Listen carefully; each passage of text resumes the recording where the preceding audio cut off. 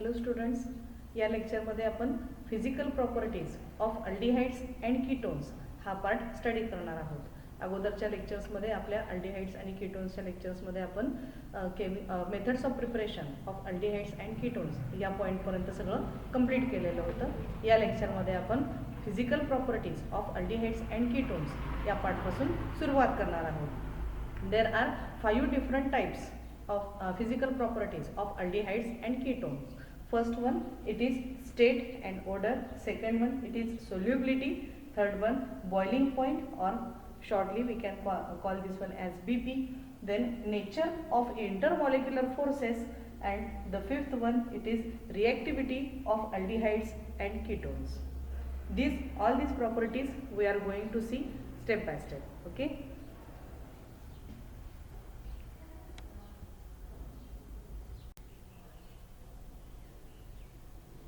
Now here we are going to study about the first property, that is state and odor.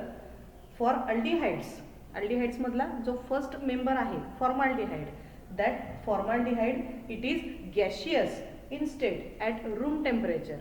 म्हणजे room टेम्परेचरला हा formaldehyde जो आहे तो formaldehyde gaseous स्टेटमध्ये असतो. आणि या फॉर्माल्डिहाइडचा it has irritating smell or odour.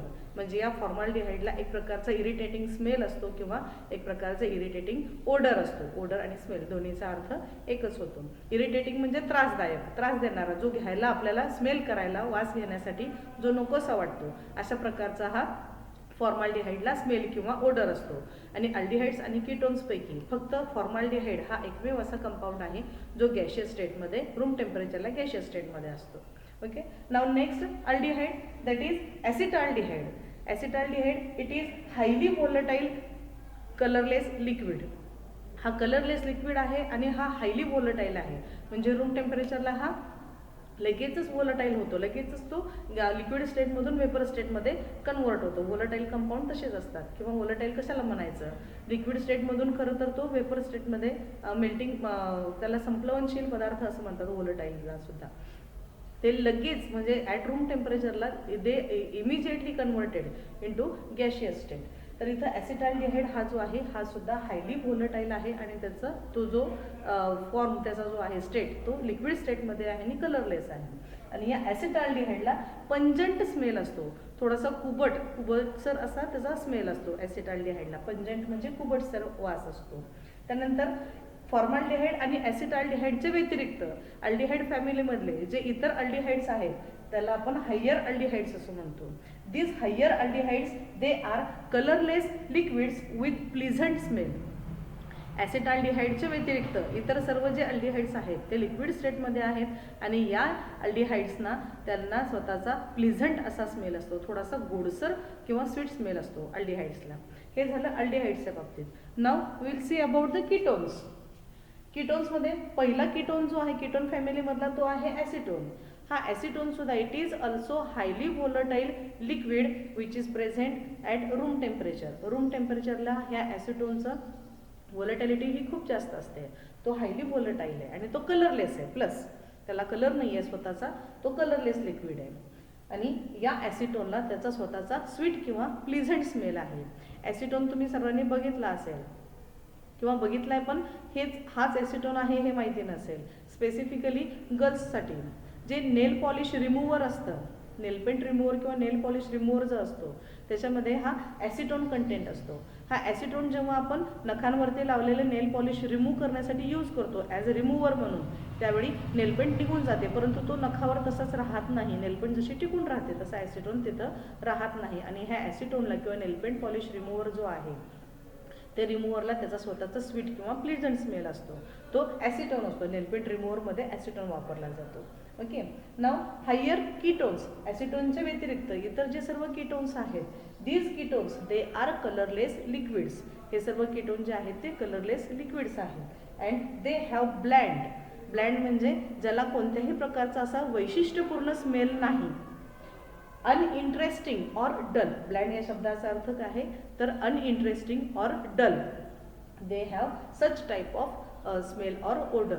Ketone पैकी फक्त ॲसिटोनला स्वीट किंवा प्लेझंट स्मेल असतो. बाकीचे सर्व कीटोन जे आहेत त्यांना थोडासा स्मेल असतो, पण तो काही इतका खास किंवा अनइंटरेस्टिंग किंवा म्हणजे आपण जो औत्सुक्यानं यूज करावा किंवा वापरावा अशा प्रकारचा इतका काही त्याला चांगला स्मेल नसतो. याच्यापैकी कीटोन्सपैकी फक्त ब्युटॅनॉन जो आहे त्याला तो मस्कन म्हणजे कस्तुरीचा जो स्मेल आहे, मस्क डिअर म्हणतात, कस्तुरी मृग, त्याचा त्या कस्तुरीचा जो स्मेल आहे it is due to the ketone muscone. म्हणजे ब्युटॅनॉन जो आहे त्याला मस्कन पण म्हणलं जातं. तो एक फक्त ॲसिटोन नंतरचा तो ब्युटॅनॉन जो आहे मस्कन, तो फक्त त्याला फार सुंदर स्मेल असतो आणि ॲसिटोनला हा स्वीट किंवा प्लीझंट स्मेल असतो. या ठिकाणी आपण फर्स्ट प्रॉपर्टी चेक केलेली आहे. ओके.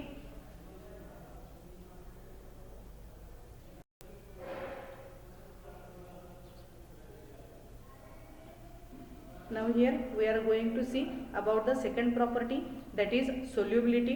Solubility म्हणजे अल्डिहाइड्स आणि कीटोन्स हे वॉटर सोल्युबल आहेत का, वॉटरमध्ये ते डिझॉल्व्ह होऊ शकतात का, याची आपण इथं प्रॉपर्टी चेक करायची आहे किंवा बघायची आहे. तर या ठिकाणी जे लोअर अल्डिहाइड्स किंवा लोअर कीटोन्स जे आहेत, lower aldehydes and ketones they are soluble in water. म्हणजे लोअर अल्डिहाइड्स आणि लोअर कीटोन्स हे पाण्यामध्ये डिझॉल्व्ह होतात.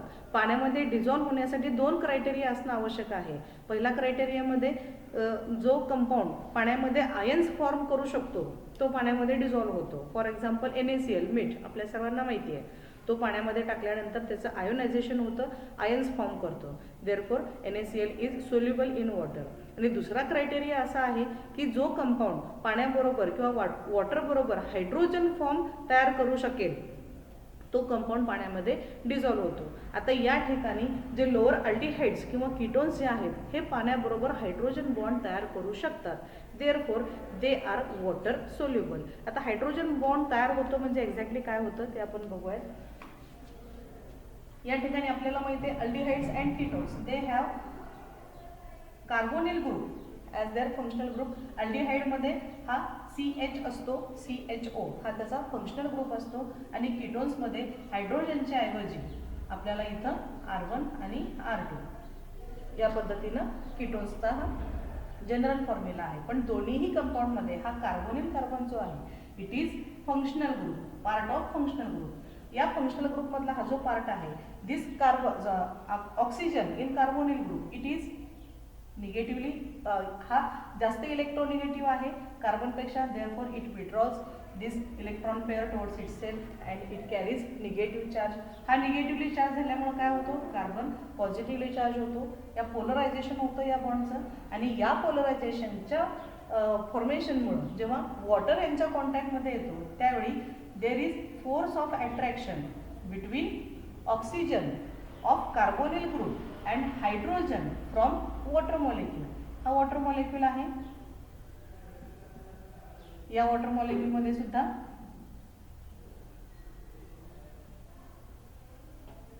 हा ऑक्सिजन जो आहे हा इलेक्ट्रोनिगेटिव्ह आहे त्यामुळे निगेटिव्ह चार्ज, हायड्रोजन हा पॉझिटिव्ह चार्ज. हा इलेक्ट्रोनिगेटिव्ह असल्यामुळे हायड्रोजनवरती पॉझिटिव्ह चार्ज आला, हा positive delta.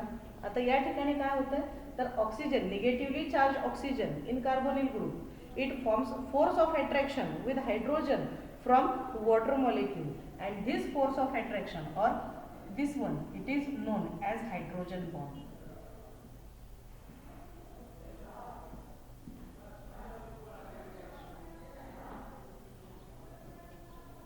The force of attraction between oxygen of carbonyl group and hydrogen of water molecule it is known as hydrogen bond. आणि हे जे लोअर अल्डिहाइड्स आणि ketones जे आहेत they can form hydrogen bond with water molecule, hence they are soluble in water. ओके. Now आता higher अल्केन्सच्या बाबतीत कसं होतंय as a molecular weight increases. या ठिकाणी काय होते मॉलिक्युलर वेट जसं हायर अल्केन कधी होणार जसं त्याचं मॉलिक्युलर वेट इन्क्रीज होईल. नॉट अल्केन, अल्डिहाइड किंवा कीटोन. हायर कधी होणार जेव्हा त्याचा मॉलिक्युलर वेट इन्क्रीज होईल. मॉलिक्युलर वेट इन्क्रीज होतोय म्हणजे काय तर त्या कंपाऊंडमध्ये असणाऱ्या कार्बन ॲटमची संख्या वाढते. कार्बन ॲटमची संख्या वाढल्यामुळं काय होतं अल्काइल ग्रुपमधल्या कार्बन ॲटमची संख्या वाढल्यामुळे काय होतं तर हायड्रोकार्बन म्हणजे कार्बन आणि त्याला अटॅच असणारे हायड्रोकार्बन पार्ट जो आहे तो इन्क्रीज होतो. Hence the hydrocarbon part increases and this hydrocarbon part it cannot form hydrogen bond with water molecule. हा हायड्रोकार्बन पार्ट जो आहे तो वॉटर मॉलिक्यूल बरोबर हायड्रोजन बॉन्ड तयार करू शकत नाही आणि त्यामुळे काय होतंय solubility decreases with increase in molecular weight. Hence the higher aldehydes and ketones are insoluble in water. Okay, म्हणजे या ठिकाणी काय होतंय जे लोअर अल्डिहाइड्स आणि लोअर कीटोन्स जे आहेत they can form hydrogen bond with water molecule. Hence they are soluble in water. while the higher aldehydes and ketones they cannot form hydrogen bond with water molecule, hence they are water insoluble. Insoluble का आहेत molecular weight increase झाल्यामुळं hydrocarbon part वाढतो. Hydrocarbon part वाढल्यामुळं ते water molecule बरोबर hydrogen bond तयार करू शकत नाहीत. Therefore higher aldehydes and ketones they are insoluble in water. Okay,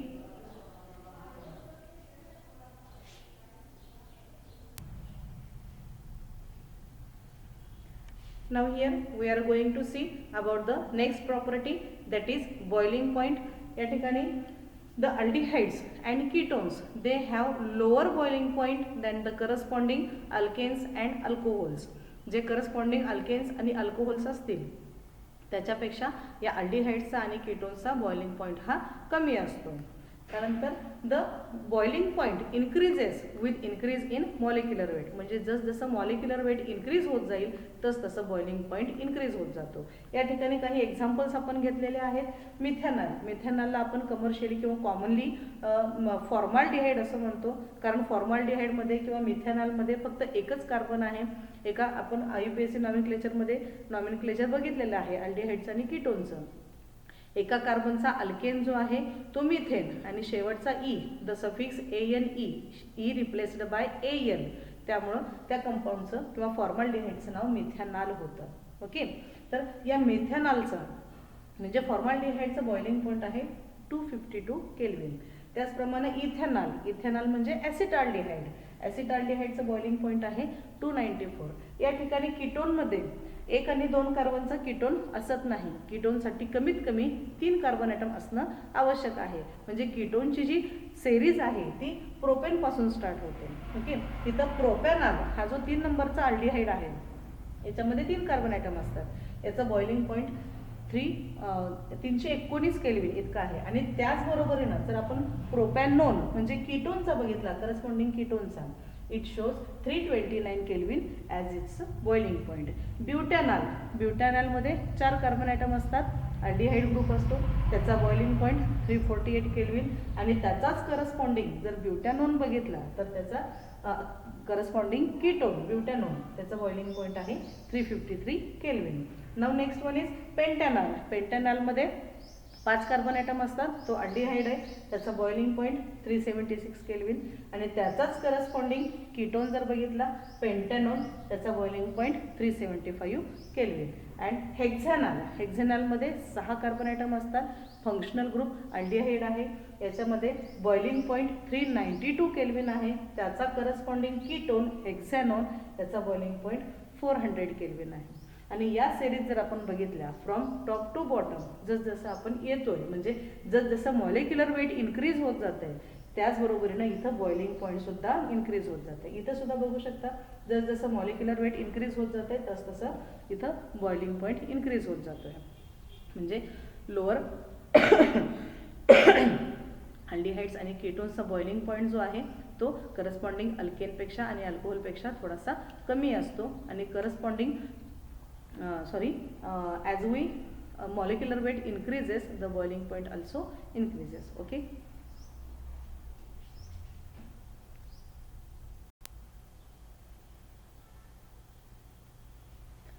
now here we are going to study about the next property that is nature of intermolecular forces. आता intermolecular forces चं nature कसं study करायचं तर the carbonyl group in the carbonyl group म्हणजे C double bond O ग्रुप. या carbonyl ग्रुपमधला जो ऑक्सिजन ॲटम आहे, आताच आपण बघितलेला आहे, this oxygen atom it is more electronegative than carbon. कार्बनपेक्षा ऑक्सिजन मोर इलेक्ट्रोनिगेटिव्ह आहे. त्यामुळे काय होतं, the carbonyl bond C double bond O, this bond it is polar covalent bond. हा पोलर होतो. इथं या ठिकाणी काय होतंय बघूयात आपण.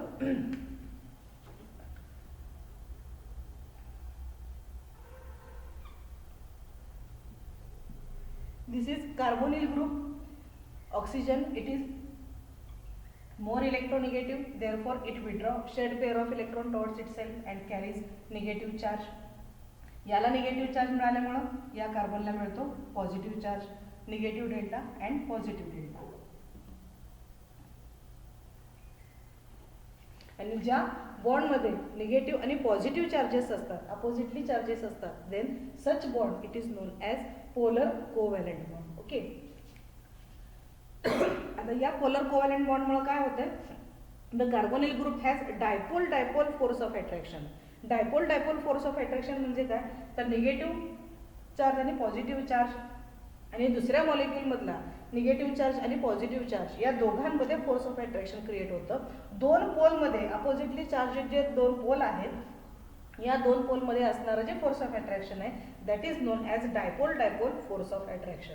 आणि या डायपोल डायपोल फोर्स ऑफ अट्रॅक्शनमुळे काय होतं, as a result of this the molecules orient in such a way that oppositely polarised atoms they facing towards each other.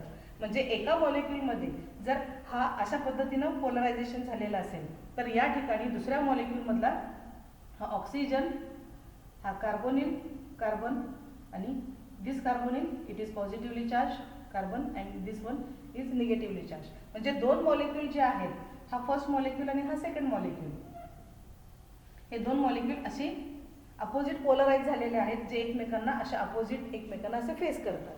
आणि हा पॉझिटिव्ह चार्ज सॉरी हा निगेटिव्ह चार्ज, हा पॉझिटिव्ह चार्ज, हा positive आणि हा निगेटिव्ह यांच्यामध्ये फोर्स ऑफ अट्रॅक्शन जे create होतं अपोजिटली चार्जड पोलराइज्ड मॉलिक्यूल ॲटम्समध्ये, that is known as dipole dipole force of attraction. आणि या पद्धतीने हे मॉलिक्यूल एकमेकांना अलाइन करतात किंवा एकमेकांना they face towards each other in oppositely charged manner. Okay.